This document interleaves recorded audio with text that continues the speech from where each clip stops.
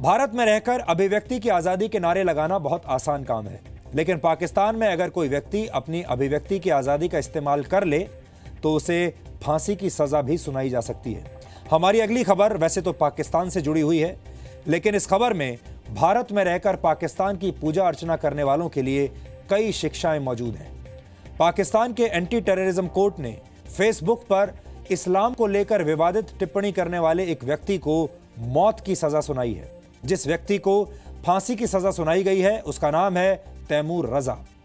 30 वर्ष के तैमूर पाकिस्तान में अल्पसंख्यक शिया समुदाय से ताल्लुक रखते हैं। इस व्यक्ति पर आरोप है कि इसने कथित रूप से सुन्नी समुदाय के गुरुओं और पैगंबर मोहम्मद को लेकर फेसबुक पर आपत्तिजनक टिप्पणी की थी। पाकिस्तान में यह पहली बार हुआ है जब ब्लास्फेमी यानी ईश निंदा कानून के तहत किसी व्यक्ति को सोशल मीडिया पर आपत्तिजनक पोस्ट लिखने की वजह से मौत की सजा सुनाई गई है। हालांकि इस पूरे घटनाक्रम का एक दूसरा पहलू भी है जिस पर हमारे देश के बड़े बड़े बुद्धिजीवियों को ध्यान देने की जरूरत है। पाकिस्तान में अक्सर ईश निंदा कानून का अल्पसंख्यक आबादी के खिलाफ दुरुपयोग होता रहा है। कई ऐसे मामले भी देखने को मिले हैं जहां भीड़ ने ही ईश निंदा के आरोप में कई लोगों की पीट पीट कर हत्या कर दी। इसी वर्ष अप्रैल के महीने में पाकिस्तान के अब्दुल वली खान विश्वविद्यालय में एक छात्र के साथियों ने उसकी पीट पीट कर हत्या कर दी थी। उस वक्त यह खबर आई थी कि 2 नौजवानों ने फेसबुक पर कथित तौर पर इस्लाम के खिलाफ आपत्तिजनक टिप्पणियां पोस्ट की थी। इनमें से एक छात्र तो बच गया, लेकिन मशाल खान नामक दूसरा छात्र भीड़ का शिकार हो गया। हमने इसके कुछ पुराने उदाहरण भी आज निकाले हैं। वर्ष 2010 में पाकिस्तान में एक डॉक्टर को सिर्फ इसलिए गिरफ्तार कर लिया गया था क्योंकि उसने एक ऐसे व्यक्ति के बिजनेस कार्ड को जमीन पर फेंक दिया था जिसका नाम पैगंबर मोहम्मद के नाम से मिलता था। वर्ष 2011 में पाकिस्तान के पंजाब प्रांत के गवर्नर सलमान तासीर की उनके बॉडीगार्ड ने गोली मारकर हत्या कर दी थी क्योंकि उन्होंने ईश निंदा के खिलाफ बने कानून को ब्लैक लॉ कहा था। उसी वर्ष शाहबाज भट्टी नामक एक मंत्री की भी हत्या कर दी गई थी जो इस कानून के खिलाफ थे। इस कानून की जड़ें ब्रिटिश राज से जुड़ी हैं। तब अंग्रेज इस कानून को सिर्फ इसलिए लेकर आए थे ताकि 2 समुदायों के बीच किसी प्रकार की धार्मिक कट्टरता न फैले। लेकिन जब भारत और पाकिस्तान का बंटवारा हुआ तब पाकिस्तान में इस कानून को और भी सख्त बना दिया गया। 1986 में जब जियाउल हक पाकिस्तान के राष्ट्रपति थे तब यह फैसला लिया गया कि जो भी इस्लाम के खिलाफ आपत्तिजनक टिप्पणी करता है उसे मौत की सजा सुनाई जाए।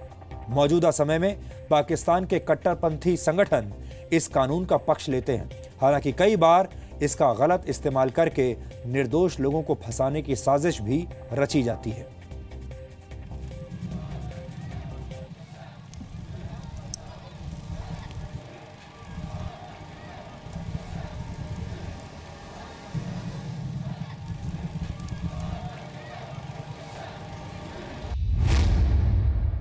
मैं कलमा पढ़ना, मैं कलमा पढ़ के तुहानू सुना सकना ला इलाहा इल्लल्लाह मोहम्मद रसूलुल्लाह। कुरान पाक कोई मुस्लिम लोगों का नहीं, साडा भी है। जब इन्होंने तस्वीरें बनाई, जब उनकी तस्वीरें देखेंगे तो उनको कहा गया कि जौन सी मर्जी तस्वीर बनाओ, जो दिल में आता है। अगर लाइनें ठा ठा ठा मार रही हैं वो मार दो। मॉब मेंटालिटी बहुत एक खुफिया चीज़ है।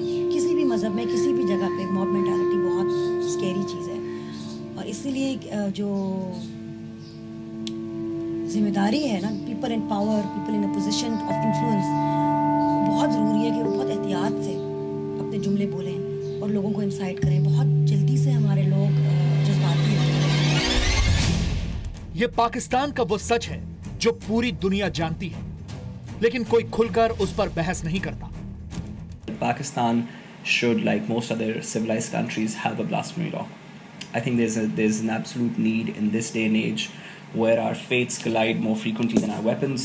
किसी ने हुजूर के खिलाफ जो उनकी शान में गुस्ताखी कर दी, मसीही तो कोई सोच नहीं सकता।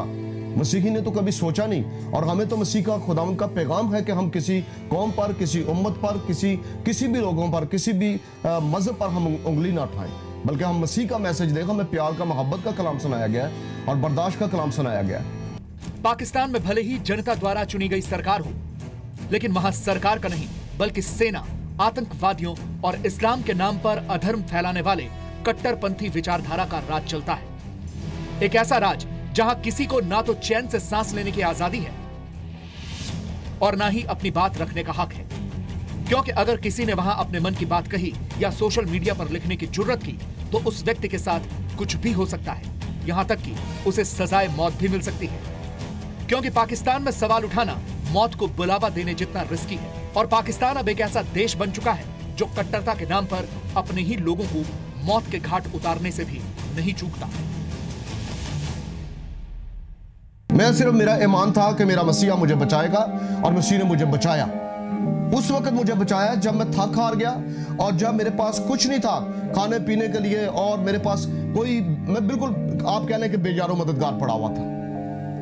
बड़ी नेट के ऊपर भी मेरी खबरें लग गई, वो कहते हैं कि बड़े सारे दोस्तों ने मुझे कॉल्स की, सब कुछ हुआ, लेकिन किसी शख्स ने मुझे ये नहीं कहा कि भाई आप फिक्र ना करो, हम आपके लिए कुछ करेंगे, आपको सेव करेंगे, आपके बच्चों को सेव करेंगे। पाकिस्तान में ईश निंदा का आरोप लगने का एक बड़ा डर रहता है, क्योंकि आरोप लगाने वाले के पास इतनी ताकत है कि उसे बस किसी को धमकाने भर की जरूरत है और फिर पलक झपकते ही सिर्फ आरोप के मामले में किसी व्यक्ति की पीट पीट कर हत्या की जा सकती है। जिस तरह सभी गैंगस्टर लोगों को डराकर ताकत बटोरते हैं, उसी तरह हर नई जीत के साथ पाकिस्तान के मुल्ला माफिया अपनी जड़ें फैला रहे हैं। ईश निंदा की उनकी परिभाषा का दायरा बढ़ता ही जा रहा है, जिसकी शुरुआत बेइज्जती से होते हुए अल्पसंख्यक समुदाय जैसे शिया और अहमदियों तक पहुंचता है। आज पाकिस्तान में ईश निंदा कानून को कुरान का दर्जा हासिल है और इसका अपमान करना या इसके खिलाफ बोलना पैगंबर का अपमान करने जैसा ही है, जिसका नतीजा सिर्फ और सिर्फ मौत है। आज का सच यही है कि पाकिस्तान में इस कानून का गलत इस्तेमाल करके सिर्फ आरोप के आधार पर इंसानियत की हत्या की जा रही है और पाकिस्तान में इस वहशी मानसिकता के खिलाफ सरकार से लेकर मानवाधिकार संगठन तक सब खामोश बैठे हैं। ब्यूरो रिपोर्ट, जी मीडिया। धार्मिक भावनाओं को ठेस पहुंचाने को लेकर भारत में भी समय समय पर विवाद होते रहे हैं। इसके लिए सजा भी दी जाती है। ये कई असामाजिक लोगों को रास्ते पर लाने के लिए जरूरी भी है, लेकिन हमने कभी ये नहीं सुना कि किसी व्यक्ति को भारत में सोशल मीडिया पर आपत्तिजनक पोस्ट करने के लिए फांसी की सजा सुना दी गई हो। ऐसा इसलिए है क्योंकि भारत का संविधान एक धर्मनिरपेक्ष, सहिष्णु और उदार समाज की गारंटी देता है। हमारे संविधान में हर नागरिक को अभिव्यक्ति की स्वतंत्रता दी गई है। हालांकि पाकिस्तान जरा दूजी किस्म का देश है। वो हाथों में AK-47 लेकर हत्याएं करने वाले आतंकवादियों को फांसी की सजा कभी नहीं सुनाता, लेकिन सोशल मीडिया पर एक पोस्ट करने पर तुरंत सजाए मौत देने पर आमादा हो जाता है। भारत में रहकर पाकिस्तान के गुण गाने वालों को ये बात हमेशा याद रखनी चाहिए। पाकिस्तान दुनिया का ऐसा देश है जो अपने देश में आतंकवादियों की खेती करता है। नफरत और हिंसा की खेती से पैदा होने वाले आतंकवादियों को पाल पोस कर बड़ा करने के लिए पाकिस्तान की सेना साल के 365 दिन मेहनत करती है। इतना ही नहीं, पाकिस्तान के सैनिक बलूचिस्तान में अपने ही नागरिकों पर अत्याचार करते हैं, लेकिन भारत की सेना और पाकिस्तान की सेना में जमीन आसमान का फर्क है और आज इस फर्क को समझना बहुत जरूरी है।